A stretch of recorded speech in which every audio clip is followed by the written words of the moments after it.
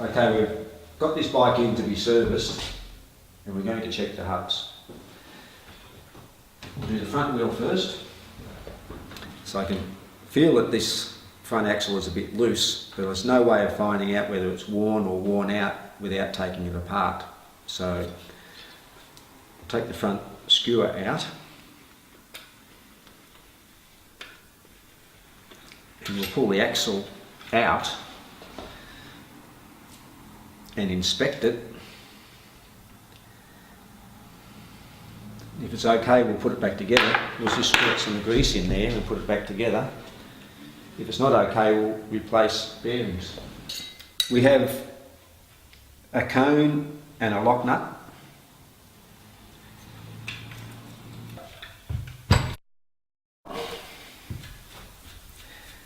We're going to open the hub and have a look.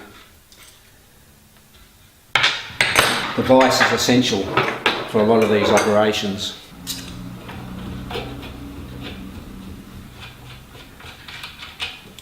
And have a look at the bearing surface. This particular one has got a wear line in it, that silver line, but it looks even. So it's worn a little bit, but it's worn evenly, and there's no pitting in it. So what we're really looking for is pitting. If there's little puncture marks in that wear line, we would have to replace that cone. This one looks okay. So I'm just going to squirt some fresh grease into here using my homemade grease gun, which is obviously just a large hypodermic. The brand is Rock and Roll lubricant, but it's just a waterproof low temperature grease. Almost any waterproof grease will suffice in a bike because it's a low temperature operation. The main thing is that it's waterproof because most bike parts don't have very good seals. But there was one spacer in this particular hub. Screw the lock nut on. And at this stage we don't worry about adjustment because we're going to adjust it when we take the other cone out to look at that. So we're just going to lock it up again. We lock it up pretty firm so that it won't come undone without a fair bit of force. We've locked that side up, and in our minds that becomes the locked side from now on. So we don't touch that again. Turn the wheel over, put the locked side in the vise, and unlock the other side.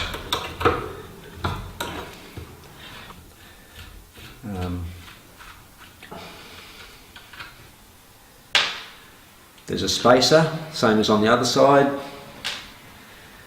and then we'll wind out the cone.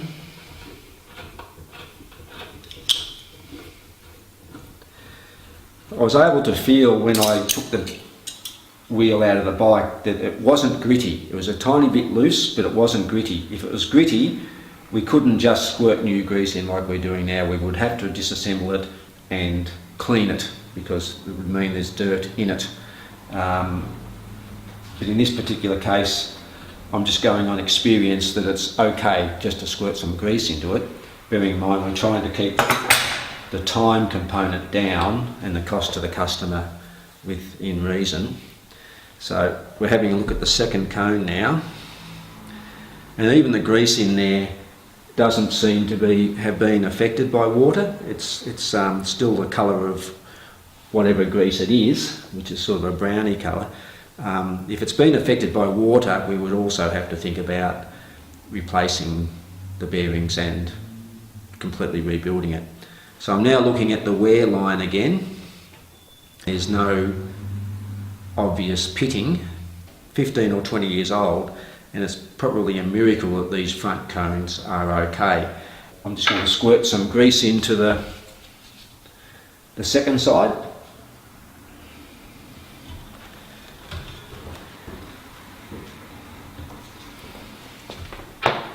Screw the cone back on.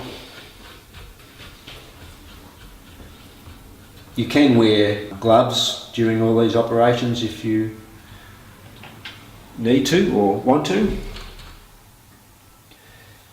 I tend to put gloves on if I am going to do this sort of work for a complete day. Now, all I've done there is wind the cone on and the lock nut on and just done them finger tight. And there's no way while it's in the vise I can feel whether that's adjusted correctly or not. There's just too much leverage here. It feels okay. So what I've got to do is by trial and error adjust it. That feels fine, but it may not in a minute. So what I'm going to do is take an arbitrary position as far as the adjustment goes and lock that lock nut down onto the cone. This is a cheaper type of hub. There's a fair bit of machining tolerance in between the threads of the nut and the axle. So every time you adjust these cones, the lock nut will press the cone down onto the thread.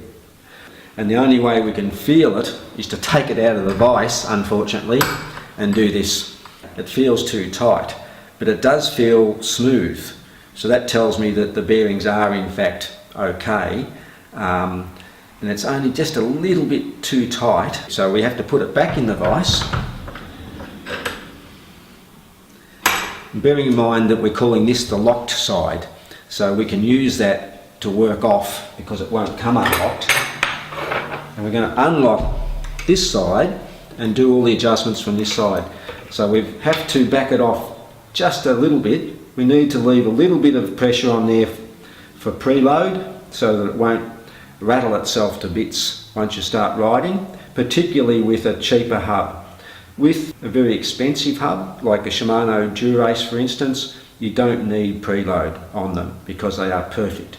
What we've got to do, because we want to loosen it, we've got to be careful that when we loosen the lock nut, we don't lose the adjustment that we've already got that we're working off. So we need to loosen off the cone about 1/8 of a turn. To do that, we have to loosen off the lock nut a little bit, and then we back off the cone towards the lock nut just about 1/8 of a turn, and then we lock the lock nut up again.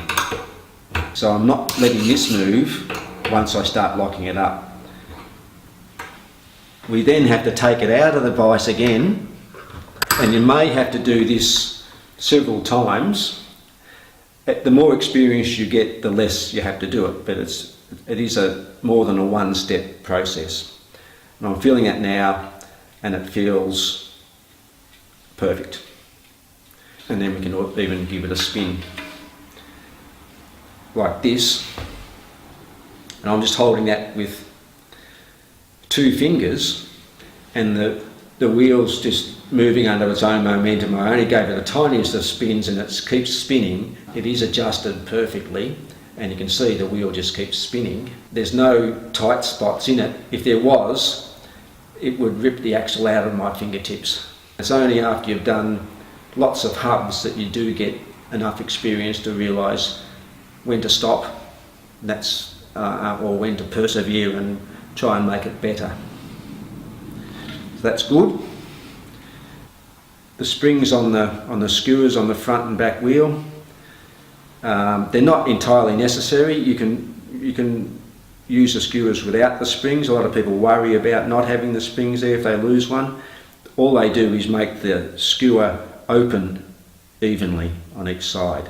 They go in that way, with the big end of the spiral seating in there, and the small end of the spiral seats against the end of the axle. You put that through, like that. So that goes on there with the big end facing out. So screw that on. Once again, we just take an arbitrary position as far as how far we screw that on. You'll get used to it. So we'll put it in, hold it up with 2 fingers, tighten the skewer nut up.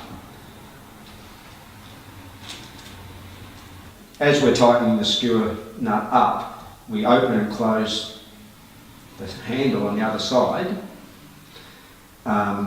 until it just feels right, not too tight, not too loose, and I'm moving this the whole time, and I'm closing and opening the other side, and I just get to a point where it feels right, and then I close it with the palm of my hand like that, holding the spokes.